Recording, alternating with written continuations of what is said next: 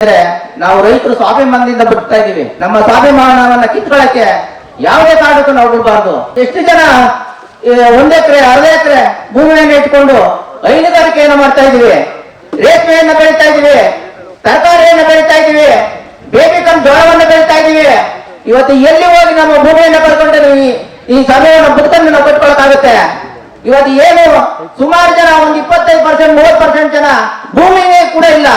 ಒಂದು ಮನೆಯನ್ನ ಇಟ್ಕೊಂಡು 1-2 ರಸಗೊಬ್ಬರ ಕಟ್ಕೊಂಡು ಈ ಭಾಗದಲ್ಲಿ ನಮ್ಮ ವೃಷವತಿ ಕೆರೆ ಇದೆ, ಆ ಕೆರೆಯಲ್ಲಿ ದನ ಮೇಯಿಸ್ಕೊಂಡು ಹಾಲು ಕರೆದಾಗ್ತಾವ್ರೆ 25 ಲೀಟರ್ 30 ಲೀಟರ್ 50 ಲೀಟರ್ ಒಂದು ದಿನಕ್ಕೆ. ಅವ್ರು ಎಷ್ಟು ದಿನ ಒಂದು ದಿನಕ್ಕೆ ಎಷ್ಟು ಸಂಪಾದನೆ ಮಾಡ್ಬೋದು? ಇದನ್ನೆಲ್ಲ ಕಿತ್ಕೊಂಡಾಗ ಅವ್ರು ಎಲ್ಲಿ ಹೋಗ್ತಾರೆ? ಅವ್ರ ಪಾಡ ಏನಾಗ್ಬೋದು? ಇವತ್ತು ಯಾರೋ 5 ಎಕರೆ 10 ಎಕರೆ ಜಮೀನರು ಏನೋ ಒಂದು ಜೀವನ ಮಾಡ್ಕೊಂಡು ಹೋಗ್ತಾ ಇದ್ದಾರೆ. ಅದನ್ನ ಈ ಬಡವರು ಯಾವ ರೀತಿ ಜೀವನ ಮಾಡ್ತಾರೆ ಅನ್ನೋಂತ ನಾವು ಇವತ್ತು ಅರ್ಥ ಮಾಡ್ಕೋಬೇಕಾಗ್ತದೆ. ಇವತ್ತು ಏನು ಹೊರಟಿದ್ದೀರಿ, ಯಾವ ರೀತಿ ನೀವು ಡೆವಲಪ್ಮೆಂಟ್ ಮಾಡ್ತೀರಿ, ಯಾವ ಗ್ರೇಟರ್ ಬೆಂಗಳೂರಲ್ಲಿ ನೀವು ಪ್ರಾಧಿಕಾರವನ್ನ ಮಾಡಿದ್ದೀರಿ, ಎಷ್ಟು ಹಣವನ್ನ ಬಿಟ್ಟುಬಿಟ್ಟಿದ್ದೀರಿ. ಇವತ್ತು ಮೊನ್ನೆ ನೀವು ಕ್ಯಾಬಿನೆಟ್ ಒಂದು ಬಜೆಟ್ ನ ಮಂಡನೆ ಮಾಡ್ತಿರಲ್ಲ ಸಿದ್ದರಾಮಯ್ಯನವರ, ಎಷ್ಟು ಕೋಟಿಗೆ ಬಜೆಟ್ ನಲ್ಲಿ ನೀವು ಈ ಪ್ರಾಧಿಕಾರಕ್ಕೆ ಮೀಸಲಿಟ್ಟಿದ್ದೀರಿ ಅನ್ನೋದನ್ನ ನಮ್ಮ ರೈತ ಬಾಂಧವರು ತಿಳಿಸ್ಬೇಕು. ಡೆವಲಪ್ಮೆಂಟ್ ಮಾಡಿ ರೈತರಿಗೆ ಸೈಟ್ಗಳು ಕೊಡ್ತೀವಿ ಅಂತ ಹೊರಟಿದ್ದೀರಾ? ಯಾವ ರೀತಿ ಸೈಟ್ಗಳನ್ನ ಕೊಡ್ತೀರಾ? ಯಾವಾಗ ಎಷ್ಟು ವರ್ಷಕ್ಕೆ ಡೆವಲಪ್ಮೆಂಟ್ ಮಾಡ್ಕೊಡ್ತೀರಾ ನೀವು? ಅಲ್ಲಿವರೆಗೂ ನಮ್ಮ ರೈತರು ಯಾವ ರೀತಿ ಜೀವನ ಮಾಡ್ಬೇಕು? ನೀವು 1.25 ಕೋಟಿನೋ 1.25 ಕೋಟಿನೋ 1 ಎಕರೆ ಕೊಡ್ತೀರಾ? ಇವತ್ತು ಎಲ್ಲಿ ನೀವು 100 ಕಿಲೋಮೀಟರ್ ಹೋಗಿ ಸಮಯ 50 ಲಕ್ಷ 60 ಲಕ್ಷ ಜಮೀನು ರೇಟ್ ಇದೆ.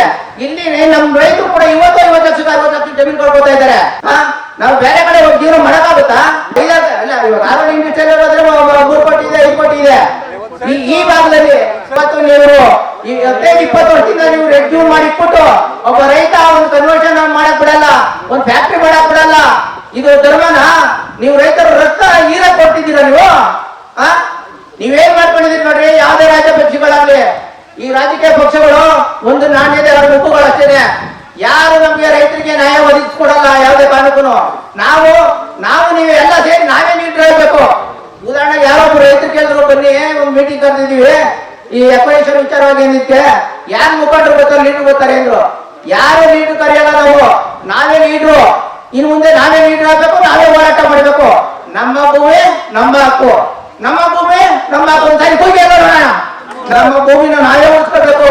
ಯಾರೇ ಇನ್ನೊಬ್ರು ಬಂದು ನಮ್ಮ ಭೂಮಿನ ಕಾಪಾಡಕ್ ಆಗೋದಿಲ್ಲ. ಈ ಸತ್ಯ ನಾವು ಸುಳ್ಳು ನೋಡ್ರಿ. ನನ್ಗೊಂದು ಇನ್ನೊಂದು ವಿಷಯ ಆಯ್ತದೆ. 2 ಪಂಚಾಯತಿನಲ್ಲಿ ಸೇರಿ 22-23 ಬರ್ತಾರೆ. ಇಷ್ಟು ಜನ ಬಂದಿದ್ದೀರಿ ಅಂದ್ರೆ 200-300 ಜನ, 1,000 ಜನ ಸೇರ್ತಾರೆ ಅಂತ ನಾವು ನಿರೀಕ್ಷೆ ಇಟ್ಕೊಂಡಿದ್ದು. ಈಗ ರೈತಗೋಸ್ಕರ ಮಾಡಿರುವಂತ ಸಭೆ ಇದು. ರೈತರೇ ಬರಲಿಲ್ಲ ಅಂದ್ಮೇಲೆ ಇದಕ್ಕೆ ನ್ಯಾಯ ಸಿಗುತ್ತಾ? ಇದಕ್ಕೆ ನಾವು ಏನಂದ್ರೆ ಈ ಮಾಧ್ಯಮದಲ್ಲಿ ಕರೆಸಿ ಮಾಧ್ಯಮದಿಂದ ಸರ್ಕಾರಕ್ಕೆ ನಮ್ಮ ಶಕ್ತಿ ಪ್ರದರ್ಶನ ತೋರ್ಸೋಣ ಅಂತ ಹೊರಟಿದ್ದು. ಈ ಶಕ್ತಿ ಪ್ರದರ್ಶನ ತೋರಿಸ್ತೀವಿ, ಇನ್ನು ಮುಂದೆ ತೋರಿಸ್ತೀವಿ. ನೀವು ನೋಟಿಫಿಕೇಶನ್ ಮಾಡಿ ಈ ಶಕ್ತಿ ಪ್ರದರ್ಶನ ಎಲ್ಲಿವರೆಗೂ ತೋರಿಸ್ತೀವಿ ಅಂತ ನಮ್ಗೆ ಗೊತ್ತಿದೆ. ಬೈರ್ಮಲ ಕ್ರಾಸಿಂದ ಆಗ್ಬೋದು, ಇಲ್ಲ ಬಿಡಿ ಬೈರ್ಮಲದಿಂದ ಆಗ್ಬೋದು, DC ವರೆಗೂ ಪಾದಯಾತ್ರೆ ಮಾಡೋಣ. ಅವತ್ತು ನೀವು 1000 ಜನ 10,000 ಜನ ಸೇರ್ಬೇಕು. 10,000 ಜನ ರೋಡ್ ತುಂಬ ಹೋದಾಗೆ ಸರ್ಕಾರ ನಮ್ಮ ಗಡಿನ ಮುಟ್ಟತಕ್ಕ ಕೆಲಸ ಆಗ್ಬೇಕು. ಯಾವುದೇ ಕಾರಣಕ್ಕೂ ರೈತರು ಬಂದವರೆ ನಮ್ಮ ಸ್ವಾಭಿಮಾನ ನಾವು ಯಾವುದೇ ಕಾರಣಕ್ಕೂ ತೊಳ್ಕೊಂಡ್ರೆ ನೋಡಿ ನಮ್ಮ ಸಮಾಧಿ ಮಾಡ್ತಾರೆ. ಮುಂದೆ ನಾವು ಜೀವನ ಮಾಡೋದು ಇವತ್ತು ಹೇಳ್ತಾರೆ ಕೆಲವರು, ಏನು ಅಯ್ಯೋ ಆಪರೇಷನ್ ಆಗೋಗ್ಲಿ ಬಿಡ್ರಿ, ಯಾರು ಜೀವನ ಮಾಡ್ತಾರೆ ಸೊಳ್ಳೆ ಕಟ್ಕೊಂಡು, ನೀರಿಲ್ಲ ಆಳ್ಗಳು ಸಿಗಲ್ಲ, ಕೂಲಿ ಮಾಡಕ್ಕೆ ಕೂಲಿ ಸಿಗಲ್ಲ ಅಂತ ಹೇಳ್ತಾರೆ. ಏನೋ ಒಂದು ಜೀವನ ಮಾಡ್ಕೊಂಡು ಹೋಗ್ತಾ ಇದೀವಿ. ನಮ್ಮ ಶಕ್ತಿ ಇದೆ ಅಷ್ಟು ದುಡಿಮೆ ಮಾಡ್ಕೊಂಡು ಹೋಗ್ತಾ ಇದೀವಿ. ಆದ್ರೆ 2 ವರ್ಷ ಕಳೆದ್ಮೇಲೆ ನಮ್ಮ ರೈತರಿಗೆ ಗೊತ್ತಾಗುತ್ತೆ ಇವ್ರು ನಾವು ಭೂಮಿ ಕಳ್ಕೊಂಡಾದ್ಮೇಲೆ. ಇಲ್ಲ, ಅವತ್ತು ನಾವು ರೈತ ಮುಖಂಡರೆಲ್ಲ ಸೇರಿ ಒಂದು ಸಭೆ ಮಾಡಿದ್ದು.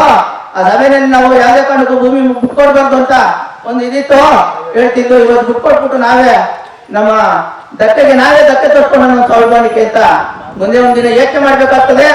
ದಯವಿಟ್ಟು ಮುಂದೆ ಎಲ್ಲ ಕುಲ ಪುರುಷ ನಮ್ಮ ಲೀಡರ್ಗಳಿದ್ದಾರೆ, ತಿಳಿಸ್ತಾರೆ ಯಾವ ರೀತಿ ಮುಂದೆ ಹೋರಾಟ ಮಾಡ್ಬೇಕು.